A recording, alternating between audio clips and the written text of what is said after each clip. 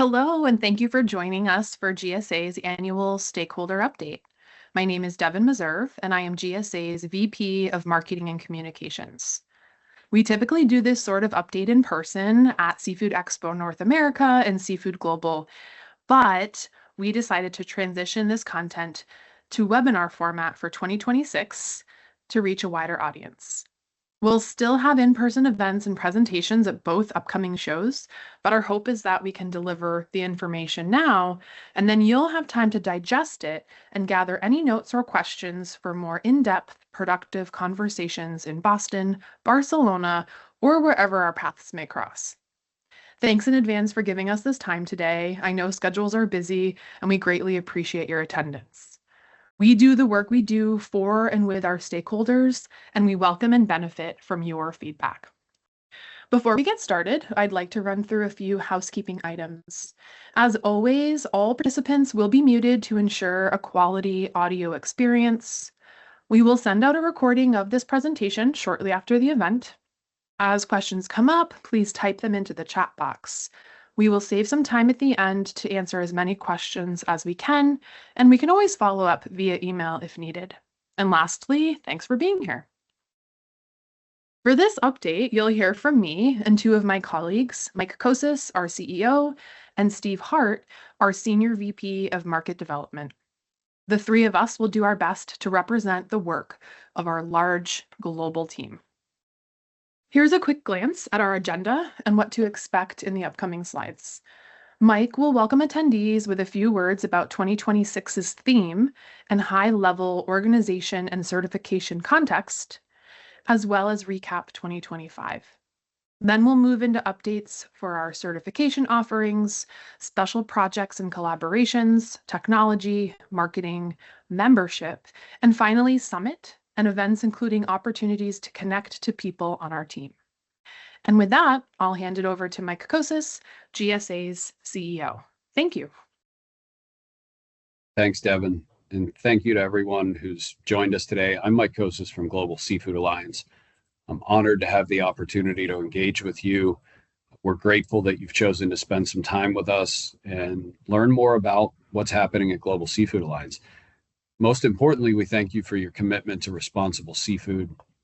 And before we begin, I'd like to highlight a critically important theme and an important part of our work today and every day at Global Seafood Alliance. That is building trust in seafood. And as many of you know, we're a mission-focused nonprofit organization. Our vision is a world that embraces responsible seafood.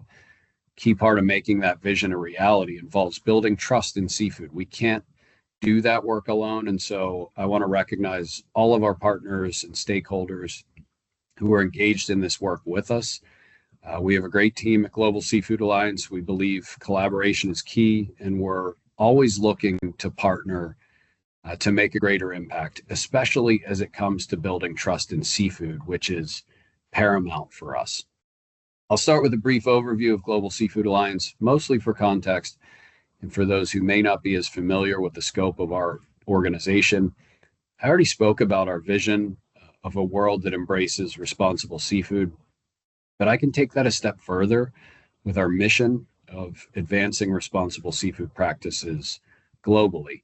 We focus on three main areas to achieve that: education, advocacy, and demonstration. Hopefully you're already somewhat familiar with our educational platforms, such as the Responsible Seafood Advocate, the Responsible Seafood Summit, and Aquademia, which is our podcast. You'll see those on the left side of this slide. The primary focus of our advocacy work rests in our membership program, which you see in the middle there. And then on the right side of the slide, you'll see demonstration. This is where our certification programs exist: Best Aquaculture Practices and Best Seafood Practices.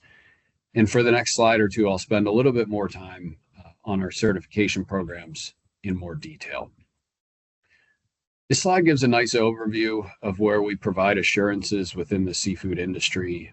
Our programs and standards, they're embedded in countless supply chains. They're endorsed by seafood businesses and consumers worldwide, and they continually raise the bar for responsibility in seafood. They're also built on continuous improvement. Continuous improvement is actually It's a key part of our origin story as an organization.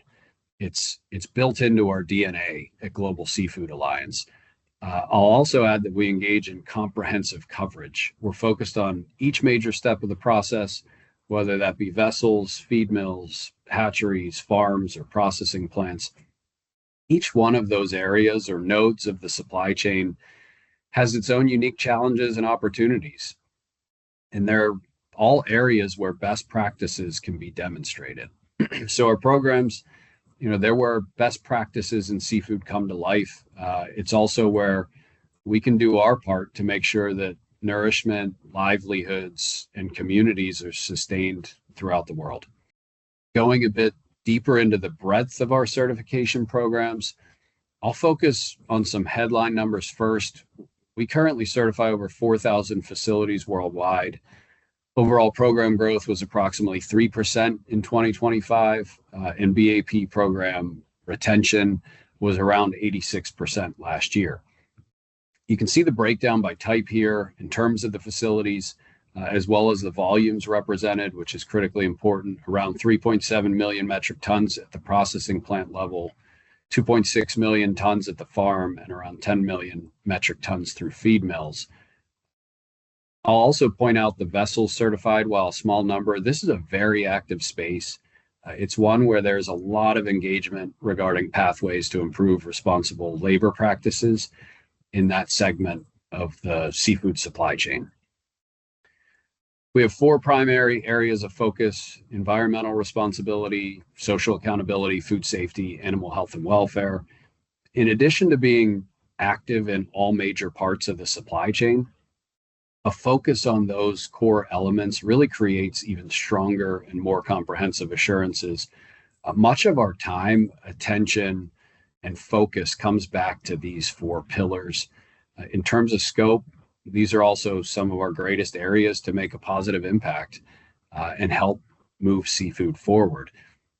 With that being the focus, I appreciate the 7,000 plus improvements made by GSA certified producers in those areas in 2025. You can see the details by type in the chart. I say this often, this is continuous improvement in action. We get excited about continuous improvement at Global Seafood Alliance. It's also a reminder that nonconformities have to be addressed for certification in our programs to take place. That is not the case for all certification programs. Remediation is a huge part of our process. It's not just about identifying where change needs to be made or where change could be made. It's about making the improvements. So we recognize those 4,000 plus facilities who are dedicated to continuous improvement and committed to seeing it through. Lastly, I'll share a few other highlights looking back at 2025 through the numbers once again, but these ones more focused beyond certification. These point more towards our community at Global Seafood Alliance and the steps we're taking to build a stronger and more powerful community in responsible seafood. There are many different numbers and metrics we can display in this area, but we've chosen a few to highlight here today. The first would be the global reach of our GSA community. We continue to be active in over 45 countries. Our certification programs are the primary avenue for our global reach.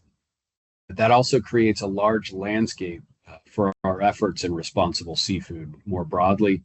I also reflect on our team that engages across those 45 countries, the great work that they do, the engagement of our board across that global landscape, and most critically, the producers on the ground who choose to embrace best practices. Our marketplace endorsers continue to grow. Those are retailers or food service operators or other entities who see value for their businesses or for their consumers through engagement with Global Seafood Alliance. We were proud to welcome 10 new corporate members in 2025. We sincerely thank those organizations for their commitment to responsible seafood and for their engagement in our community and for everything they do to directly support our mission, vision, and to build trust in seafood. We welcome 4 new members to our GSA board of directors. all leaders in responsible seafood at leading organizations. I thank them for joining our team, being a part of our mission, and helping to lead the organization forward. What our largest annual event, the Responsible Seafood Summit, achieved a Net Promoter Score of 70. This really speaks to the engagement community that's created at that event.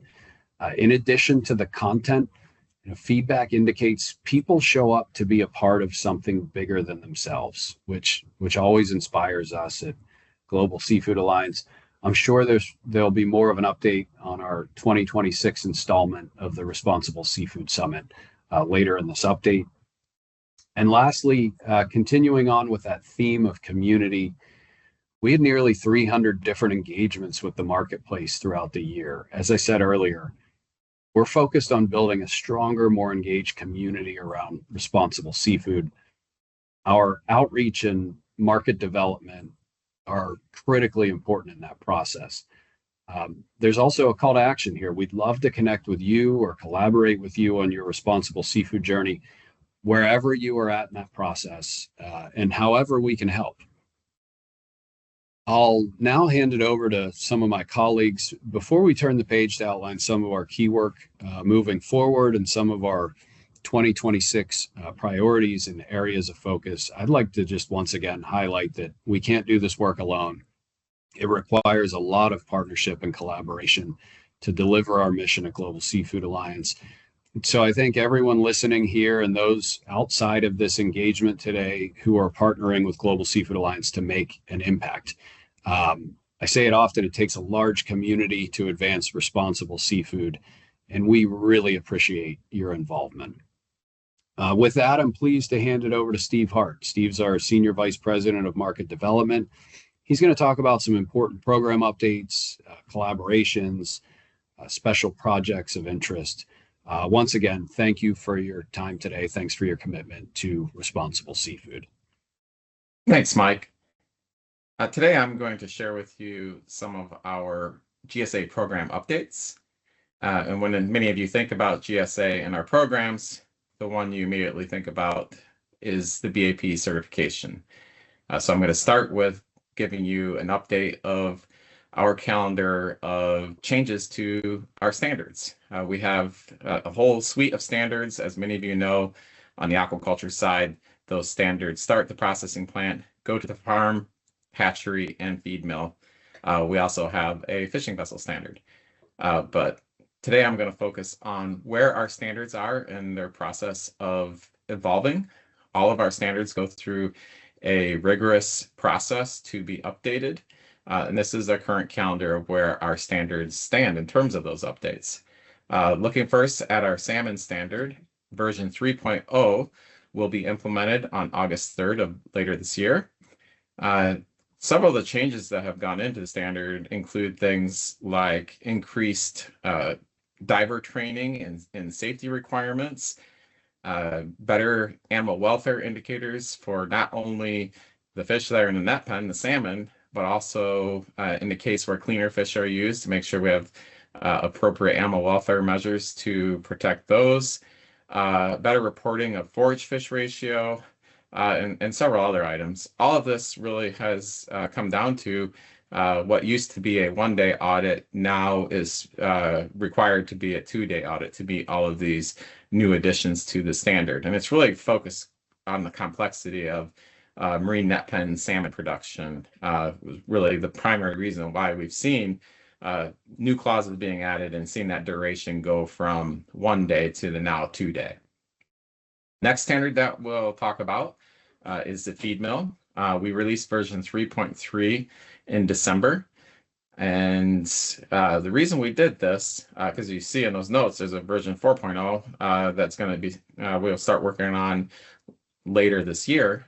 The reason we did a 3.3 is because of some lengthy industry engagement with a lot of different stakeholders from throughout feed supply chains and the end market, and really identified that there were some areas that needed to be immediately addressed, particularly around responsible ingredient sourcing, particularly soy and fisheries products, and also looking at like blended oils and what are the fishery products or other oils going into that, and the traceability of those oils that are going into those blends. So as a result, we did a version 3.3 that came out in December. Moving forward, version 4.0 will be developed, and that'll work will start in the second quarter of 2026. We are already going through and forming the technical committee right now. I'll talk a little bit more about feed ingredient sourcing on one of my next slides, so I don't want to spend too much time on it right now. The next standard that a lot of you are probably familiar with is our seafood processing standard, version 6.0. This became mandatory in November of last year. And this is also our very first standard that has been fully integrated into our PRISM platform. A lot of you have heard us talk about PRISM. I will talk a little bit more about that later in my portion of the presentation. But some additional things that went into our version 6.0 are really looking at some of the pre-processing that's going on. This really came to light with shrimp a couple years ago, and we did a lot of work on that over the last 2 years. And moving forward in 2026, we will be really focusing on pre-processing for other species. And pre-processing is simply when one of these supply chains, if there is some transformation of that product before it goes into the processing plant. So that's really where we're focusing a lot of attention right now. Next standard is our mollusk farm, version 2.0. That was out for public comment, and we just completed that in December. The technical committee has those comments now, and we'll be working on reviewing all of those and responding and building any necessary revisions into the standard. We anticipate that the latest mollusk standard will be approved by the end of 2026. And then finally, our BAP farm standard will be up for its next major revision to version 4.0. That work will likely start in 2027, stretching into 2028. Next, I just want to focus a little bit more on our processing plant standard that I had just talked about, version 6.0. As you know, this just came live at the end of last year, and we really wanted to look at making this a more streamlined approach for those who are getting certified to our plant standard. So we do have a core component of that all facilities need to meet. And this core is built around the Global Food Safety Initiative, or GFSI benchmark, which we are in process right now of benchmarking version 6 to GFSI. So that core component, all facilities have to meet. But then built around that core, we have a series of modules. I'm going to start with the social side, and you see those are colored in blue there, the light blue. The reason for that is everyone is required to complete a social component, one of those two modules. The lower one that just says social, that is the basic social component that the auditor who goes in and does the full audit would conduct that social component. You see enhanced social above that, and that enhanced social was really built around the Sustainable Supply Chain Initiative benchmarking process, or SSCI. That is a much more in-depth social audit. There are a lot of now marketplace users that are requiring these enhanced social audits. So that means a retailer will come in and say, hey, if you want to supply me, you've got to have an enhanced social audit. And that has to be SSCI benchmarked. So we built that module for those who need to meet those requirements. And that is a much more in-depth social audit. The auditor who conducts it is actually a specialized trained auditor, and it is a longer duration. So, but again, one of those two social modules has to be chosen. The rest of the modules are really optional depending on your unique characteristics at your processing plant. If you have live animals coming in, then the animal welfare module is a component. If you're producing ready-to-eat or low-acid canned foods, then you take one of those modules. Depending on how your effluent is managed, there is an effluent module. If you're outsourcing any of your production to a different facility, we have a module on that. If you want to use the BAP multi-star logo, then you have to have the product identity preservation module to show that you have all of the requirements built in to assure product is coming from that certified supply chain.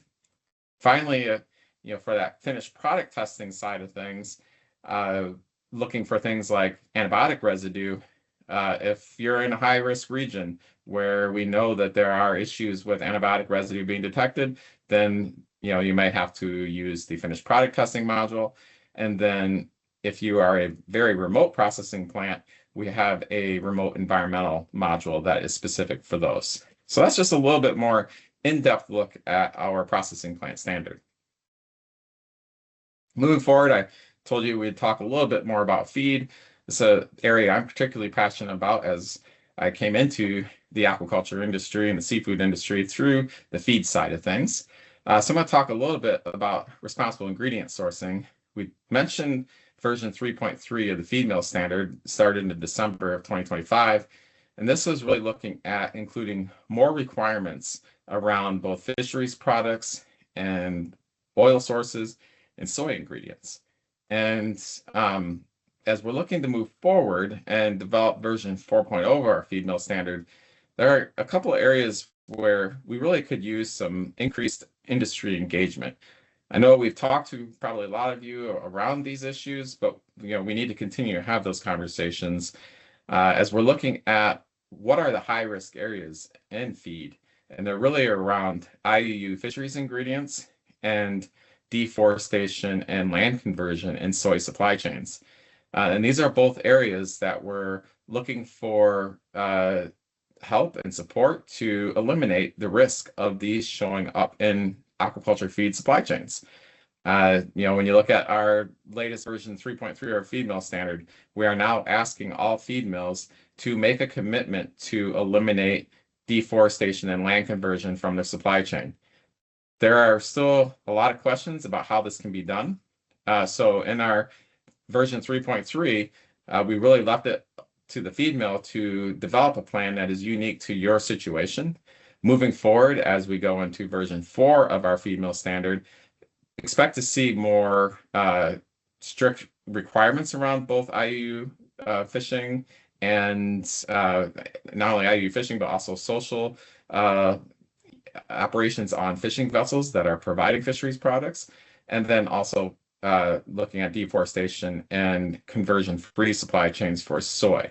These are really important topics that regulations are being written in countries now to eliminate these from their supply chains. So we as an industry need to work together to figure out how we can provide those assurances if we want to continue to have access to those markets.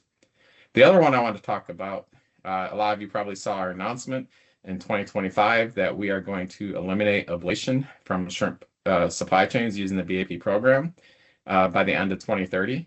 We are starting with Vaname. Just to be clear, we understand other shrimp species. We might not be to the point where we can completely eliminate ablation in that same time frame. So looking to start with Vaname, we want to work with the industry and also help showcase those who are early adopters. We are in the process of using our Vanguard program. Those of you who remember Vanguard, previously it was, we had put together Vanguard as a separate standard.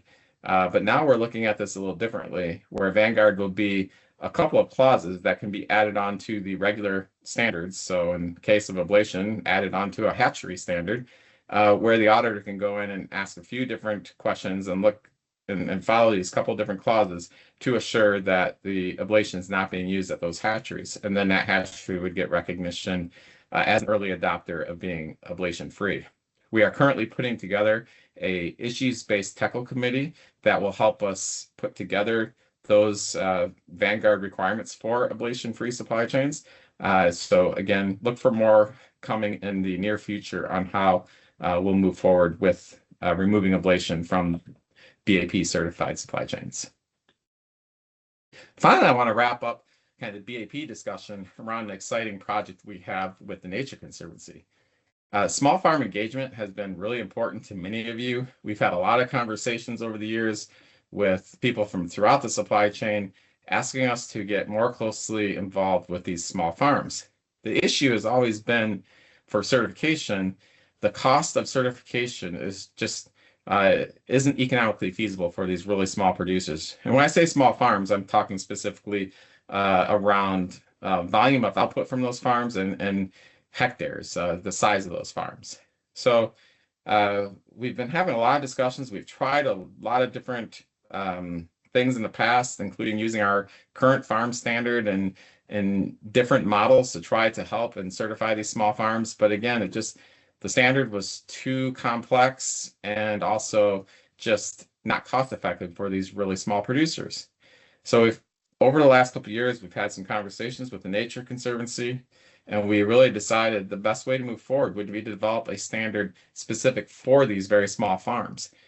And the standard can use the original BAP farm standard as a core, but looking at what components of that aren't applicable to these really small farms, what part of this can be collected digitally to remove audit burden when the auditor is actually on place on those farms doing audits, and how do we then group these really small farmers together to build a model that does have economic feasibility for them to get certified. But not only economic feasibility, but also we're looking at how do we create a feedback loop to the farmer. If we're going to start collecting information digitally, how does the farmer use that digital information to improve their efficiency on farm?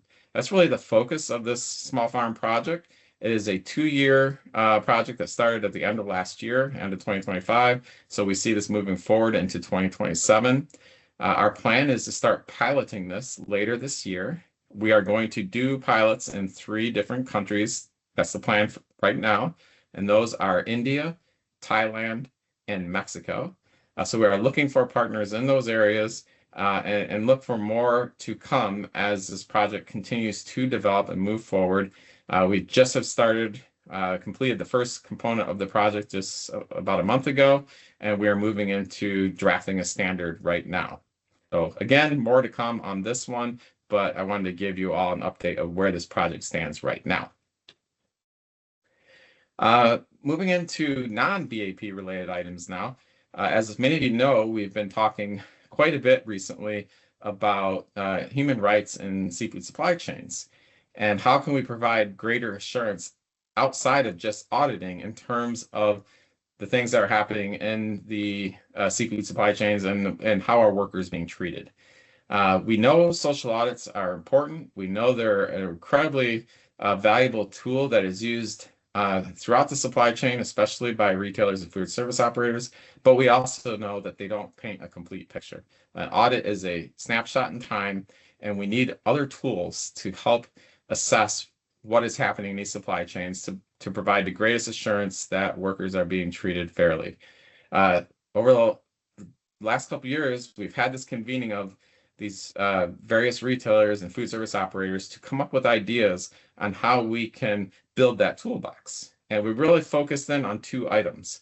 One of those is anonymous worker surveys, and the other is a key performance indicator questionnaire. The anonymous worker surveys are basically getting in and working with a third-party operator to go in and interview employees, and these interviews are done confidentiality. They have confidentiality built into them. They're not done on site. They are done through an app on the phone. So the employer doesn't get to see what each individual employee is responding. And then the KPI questionnaire is really the types of questions that are asked to the operator of the plant, so that it gives a better picture of what's happening on the plant and are there certain risk factors that need to be evaluated. We feel that the 3 of these things together, the KPIs, the anonymous worker surveys, and social audits, builds a much better toolbox for those who are wanting to really focus in and make sure that they are doing their due diligence for human rights in seafood supply chains. We did a couple pilots of the anonymous worker surveys and KPI questionnaire last year, and we are now looking for partners to do additional pilots in 2026. Those partners can be retailers, food service operators, importers, distributors, and seafood companies, seafood processing plants. We are looking for anyone who wants to participate, who wants to be able to showcase that the workers in your supply chain are being treated the right way, and that you are doing everything you can to provide a good working environment for them. So if you're interested in learning more, please reach out to us, and we'd be happy to discuss how you can participate in one of these pilots.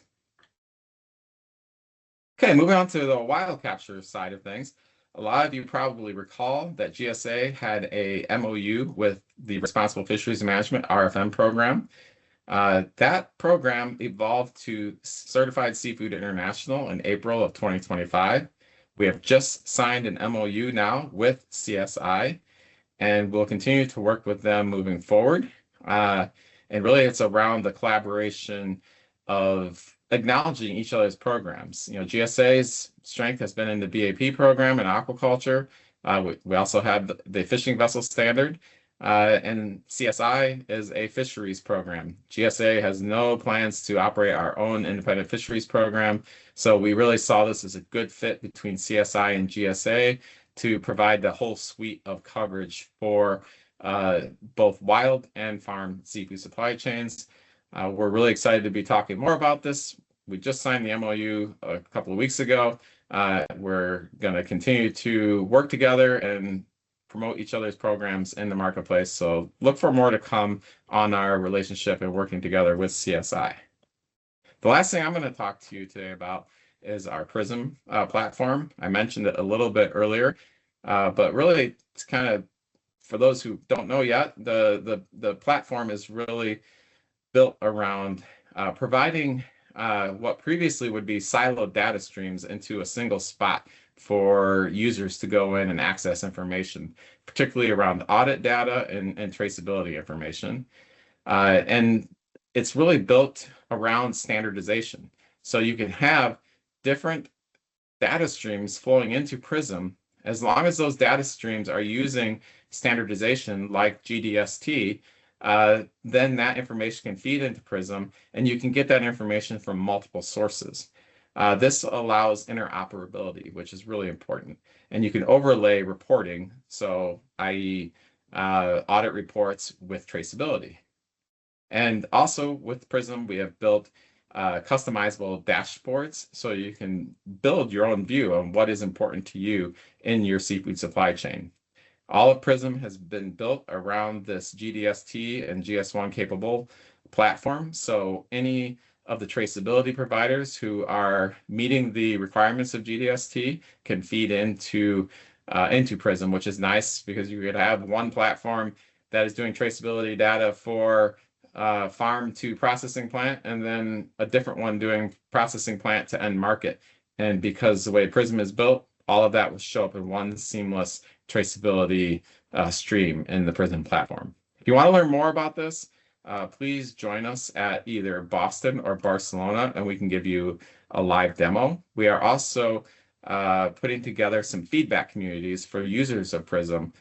We think we know what people want to see and what they want to use, but it's really important for us to get feedback from those who are actually using PRISM to see what are some things that maybe we missed or where are some areas that we can improve on. And at this time, I'm going to hand it over to Devin, who is going to go over our marketing opportunities moving forward. So thank you. Thanks, Steve. 2025 was a busy year for us in the marketing department. Our influencer collaborations as part of our certification marketing efforts resulted in over 2 million views. Media mentions across GSA's brands produced a reach of over 20 billion. And we found that webinars are a really valuable tool for education and information sharing, hence why we're here now with this update. We had over 3,000 people register for webinars across the year.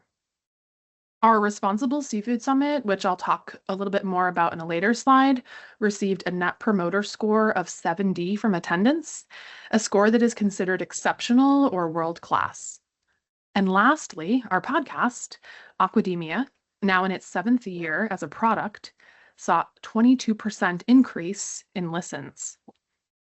In 2026, our certification marketing efforts will focus on celebrating our 4,000 plus certified producers in 45 countries, partnering with global marketplace organizations, and educating consumers about responsibly sourced seafood. We're using GlobeScan market research from 2025 to inform marketing strategy for this year. A key result of this survey is our new B2C Seafood You Can Trust campaign launching this quarter. We're also working with Great British chefs to create content for chefs and consumers in the UK and beyond. As always, we're flexible in our approach and we're available to collaborate with producers and marketplace companies to promote certified seafood where and when it makes sense for them.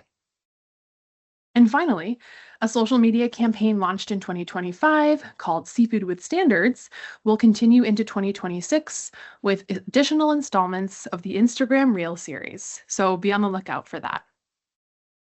I'd like to take a moment to thank a critical segment of our membership base, our corporate members.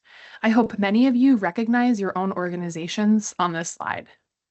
Members here represent responsible leaders from across the seafood supply chain. These folks choose to align with us to support the work of advancing responsible seafood practices worldwide. Some of the initiatives discussed in previous slides benefit from various forms of membership support and participation. We then work to highlight and uplift our members and offer them unique brand awareness, learning, and networking opportunities in exchange. We added 10 new corporate members in 2025, and we hope to do the same in 2026. If you want to learn more about GSA membership, please be in touch. We'd love to have you. Next up, we have the Responsible Seafood Summit, formerly known as GOAL. This year, the team is excited to return to Bangkok, Thailand for the week of September 21st.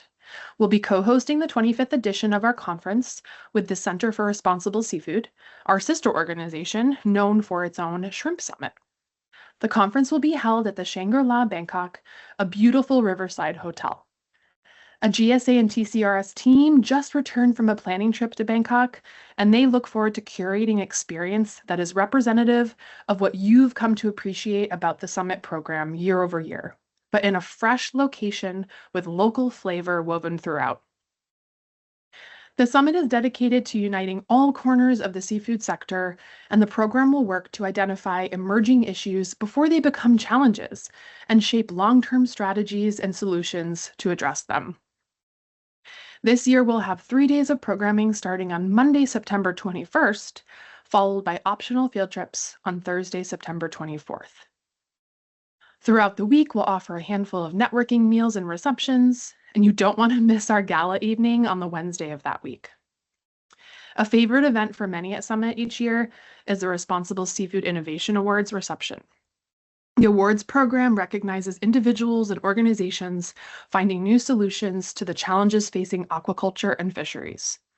We had a record number of submissions for the 2025 program, and I expect a similar trend for this year. So I encourage you to start thinking about your own submission or how you might encourage someone in your own network to apply. The world's leading retail and food service companies are always represented at our conference. Last year, we had 10 key companies in attendance, and some of them brought multiple people to the event.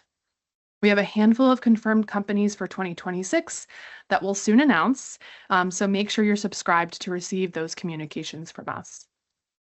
You can see the list of past companies who have attended if you navigate to our Summits events page at the top of our GSA website. So if what I've described so far on this slide is of interest to you and you'd like to align your brand with the upcoming event, I encourage you to reach out about sponsorship. We have some great inventory remaining, whether you're looking for brand impact opportunities or if you prefer engagement and networking opportunities. My last note for this slide is the promised special announcement that you may have seen in webinar invites and marketing. We are officially launching event registration today for those of you who are live on this call. We want to offer you the chance to register and choose your preferred field trip track today ahead of us opening it up to everyone next week. You can also secure your discounted room at the Shangri-La. So I hope you'll join us in Thailand this year. It is sure to be a fantastic week that you don't want to miss. As I mentioned at the beginning, our hope is that this presentation sets us up for more conversation in the weeks and months to come. Here are a few of us that you'll see at upcoming events. Their names and titles may spark an idea for a conversation topic. Next week, many of us will head to Boston for Seafood Expo North America, and I hope you'll pencil in our United by Responsibility networking reception on Sunday at 4 p.m. You can also find us at booth 2065. Following Boston travels, we'll make our way to Barcelona for Seafood Expo Global, and we look forward to connecting there as well. Finally, I want to bring it back to trust for this last slide. I want to wrap up this presentation with a reminder that you can count on our team of industry experts spread out across the globe. The folks on this slide are always available to assist you with issues and questions that may come up in your seafood work in your specific region. They are some of the most knowledgeable people I've come to know in my career in seafood. All right, so with that, I will wrap it up. We're done with the presentation portion of this event, and we can open it up to some Q&A. All right. Thank you, everyone, for jumping on today. Hope everyone can hear me fine. Really quick, before we jump into some Q&A, I just wanted to make another quick announcement. If you're going to be in Boston or Barcelona and would like to learn more about our work together with Certified Seafood International, CSI, we will be having a meet and greet with them at both events. In Boston, it will be on Sunday, March 15th during our reception that will be in room 205C. And that will be from 4 to 6 p.m. on, again, the Sunday the 15th. And then in Barcelona, if you'd like to join us there, we're going to have that meet and greet will be Tuesday, April 21st from 4 to 5 p.m. at our booth, which will be 4C, as in Charlie, 300. So again, if you would like to meet up with the folks from CSI, either one of those two events, you can join us there. Just feel free to reach out to us to learn more about that. So I'm going to jump over to the questions now. So just kind of looking through, we got several to choose from. I'm going to start. So Chris Weeks, our Vice President of Program Integrity, he should be on the call as well. I'm going to share this first question for him, and it's really around shrimp ablation. Chris, can you share more about the process of requiring producers to end shrimp ablation practices by 2030 and what that's going to look like? Yeah, sure, Steve. Thanks, and thanks everybody for attending this this webinar. It's great to see the interest here. We're approaching this from a number of ways. So number one, we found out that the industry is not prepared to go 100% non-ablation. So what we're doing is we're looking to kind of approaching this from three ways. We're gaining a group of experts. We'll be putting a group of experts together in an issue technical committee. And so they will be focused on eye stalk ablation.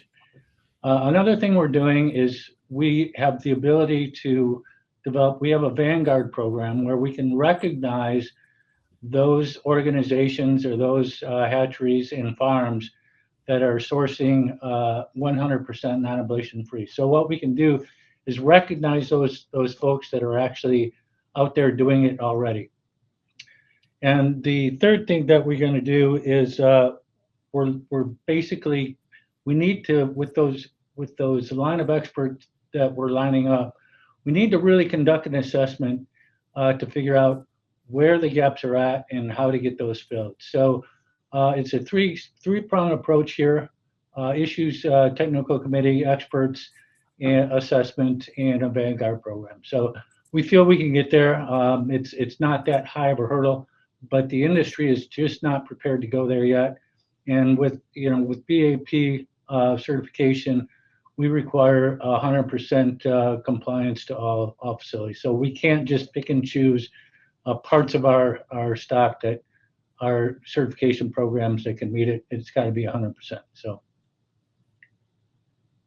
All right, thanks, Chris. Next question I'm going to kind of put out there for both Mike and Chris, and that's really around the PRISM platform. A lot of our audience, we think, most people probably think our traditional audience are either the certified facilities using our programs or the retailers and food service operators using our program. But there's a whole nother audience too, and that is the certification bodies and the auditors that have to actually go out and do that work to complete those audits. So I think this is a good question from that side of things. Is PRISM also going to be a virtual audit portal? Is this where audit findings and corrective actions and remediation will live? So I think, Mike, I'll kind of hand that to you first. Yeah, thanks, Steve, and thanks, Max, for the question. Appreciate it. Also appreciate the excitement about upstream due diligence and feed. I think I saw a response in the chat when we were covering that from Max. It's a really good question. So it probably comes down to the definition of virtual audit portal, but Prism is where all of our certification activity will reside. So as Steve was kind of talking through it, he was speaking to the front end, more of the features and use cases that you would see from, say, endorsers or seafood companies or people that are engaged in kind of consuming the information. But to answer that question, it is also where our standards live. And there's a lot of functionality on the back end of that actually drives the certification process. So that is a place where certification bodies engage with GSA as part of the certification process. It is where some of that information lives. So I think the short answer is probably yes, Max. There's a lot more detail we could get into that, but I come back to this idea of it is the overarching place, our digital platform where our standards live, where certification activity lives. And then it's kind of the value created on top of that in terms of reporting, analytics, information that can be served to different parties. But yeah, it is that place where all of this activity resides. We talk about, let's say, the front end or the consumer facing side of it a lot, but there is a lot of certification activity that is built into it by design. It is our operating system for certification. That's probably the best way to describe that piece that Max is asking about. All right, Chris, do you have anything you'd like to add to that? Yeah, again, thanks, Max, for the question. Certainly, audit findings will be available in portal immediately. So all the data that we're capturing through audit reporting will be going into portal, and that data will be accessible and will be in portal. Corrective action remediation, those are kind of enhanced features that we're looking at down the road. So those are, we have to work with our CBs on that. They have their own processes as well. And so, we still have some alignment to do and APIs and so forth to figure out as far as the corrective action remediations. All right, thanks, Chris. I think next question is probably going to be for you, and that is around processing plant version 6.0. If a processing plant has a deviation in the finished product in one of its microbiological or drug parameters, should FPT tables 2 and 3 be performed for all parameters or only for the deviated parameter? That's a really good question. So with SPS 6.0, it's pretty much a major shift of focusing on risk-based testing approach. We've done a lot of testing over the time, and what we have found is that when there's low risk, the cost of finished product testing can be quite high, and in certain countries it's super high. So what we want to do is we're focusing now for the testing aspect of it only on the higher risk facilities. And so as Steve had mentioned, if you're in an area where you have high production and you have high antimicrobial use, you will have to go in as a kind of immediate level risk and conduct the finished product testing module for the first time. And that is all the parameters. Now, if you continually test clean on that, then you drop down into low risk and you will be exempt from finished product testing unless you go back into high risk. How do you get into high risk? Well, if you get an FDA refusal or another international refusal, that puts you back into the high risk program. Then it becomes a little bit more challenging. And so, yes, you will have to do all the tables 2 and tables 3 because you are considered high risk. And we're not going to pick and choose which antimicrobial might have been caught before, but we're going to be testing the whole gamut. So the best bet is to use judicial responsible practices, test your product before it goes to market, before it gets exported, and you're going to stay in low risk and you'll be in a good spot. All right, thanks, Chris. I'm going to tackle this next question first, and then each of you please feel free to jump in. But this is a project I'm personally near and dear to my heart. It's how can I sign up for the Small Farm Project? So I spent quite a bit of time talking about our project we're working on with the Nature Conservancy. At this point, it's not open to sign up for. We will be looking for pilots later this year. And then at that time, we'll be reaching out to industry to see who would like to participate. The actual standard, we don't see that going live until at the earliest 2027, because it has to go through the whole development process. And piloting is part of that important development process. But as far as a fully implemented new standard, we're looking at the end of 2027 would be the earliest that we would be able to get that out for anyone to go ahead and sign up for. There's still a lot of work to be done on this project. We're still finalizing the definition even of what a small farmer is. We have some pretty good ideas. We're doing some farmer interviews now to get their input into this as well. We don't want to just be the ones that decide what these definitions mean. We want input from industry. So Mike or Chris, I don't know if you have anything else to add to that, but please feel free. Yeah, I think the only thing I'd add, Steve, in addition to the excitement around the project, I think it's we recognize this is a space that many others have ventured into, whether it's actually trying to define a small farm standard or more general improvement work. So, this is a defined project. We're really happy to have some committed partners. Those pilots are going to be probably the most important next step for us so that we could understand feasibility. But I just recognize there's a lot of other activity in this space, and we're always interested in engaging and kind of learning more from others who are also focused on small farms. So I think that's just a call to action to say, hey, this is a very active space. We do have a defined project and a pathway, but we're very open to engagement along the full spectrum so we can see what kind of impact we can make here. Yeah, thanks, Mike. Chris, did you have anything you wanted to add on to that? No, Steve, I think you both covered it really well. So, all right. Well, we have one question left in the chat box, so I think this is probably going to be a pretty quick answer. But on average, how many audit days are needed for the BAP feed mill audit?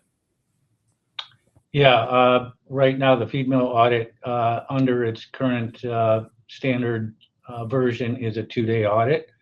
As Steve had mentioned, the feed mill version is the TC is being formed, and we're going to have a new revised standard coming out probably by the end of the year is a good target. And we'll have to reevaluate it then. But right now it's a 2-day average audit for feed mill. And just for this group, the TC, that's the technical committee. So that's the group that's in charge of actually writing the standard. Chris, what is the process that we use to look for experts to be on those committees? Could you talk about that a little bit? Yeah, sure. First thing we do is we go out and look for a technical committee chair. And David Dietz, who is our manager of standards oversight, basically this is his area. He'll work with the standards oversight committee to help identify a technical committee chair. Sometimes we'll get a list of 3 or 4. We'll take it to the standards oversight committee and narrow it down. Once we do find a technical committee chair, then David will work with the technical committee chair and other SOC members to look for TC members. Sometimes we'll actually put out kind of a post as well for people interested in applying to sit on the technical committee. We'll do that as well. So what we're looking for is kind of a mix of industry. We're looking for agency, maybe some government agency, NGOs, and we also try to fill out our pillars. So we want somebody that's experienced in social responsibility, animal welfare, environmental, and food safety, typically across these standards as well. Yeah, thanks, Chris. And just like a call to action to those who are on this webinar. If you think about how the BAP standards work, we certify the entire facility, the entire process. So let's say a feed mill is putting out 50,000 metric tons of feed, and just going to the soy side of things, let's say the soy makes up 20% of that. So you've got 10,000 metric tons of soy that they would be using at their feed mill. we require that the sourcing policies that are in place cover all of those 50,000 tons and all of those 10,000 tons of soy. What that means, though, is that we don't just certify the BAP feed line. So let's say that feed mill is supplying 100 farms and the demand is for, let's say, just make up a number, 5,000 tons. So we don't just certify that 5,000 tons, we certify the entire process. So it's that entire 50,000 tons of output from that feed mill that have to go through and meet our requirements. That's where we need your help, because right now, the availability of both responsible produced soy and responsible produced fisheries products is a real challenge. And we welcome industry input on how to overcome those challenges, particularly around traceability. We know that IUU fishing is a big issue on the fisheries products side, and how do we overcome those issues? And how do we overcome the soy traceability issues, especially around soy sourced from Latin America? So those are things that we don't have all the answers for. We don't pretend to have all the answers for those, but we need industry input on those. And we know there's a lot of experts out there who are part of our community, and we really want to hear from you and get your input. I don't see any other questions, Mike. Did you have anything you want to just kind of close out with? Yeah, thanks, Steve, for the opportunity. I think from my perspective, it's probably closing where we started, just thanking everyone for their time, for their attention today, for their commitment to responsible seafood. We say it often, we can't do this work alone. It takes a really strong community to move responsible seafood forward. So we appreciate everyone's engagement in that. Our team at Global Seafood Alliance, our partners externally. So I think it's just some gratitude and thank you to all of those partners. We're proud and excited about what we can accomplish together. And I think that's it for me in terms of signing off, Steve. All right. Yeah. Thanks, Mike. Thanks, Chris, for joining.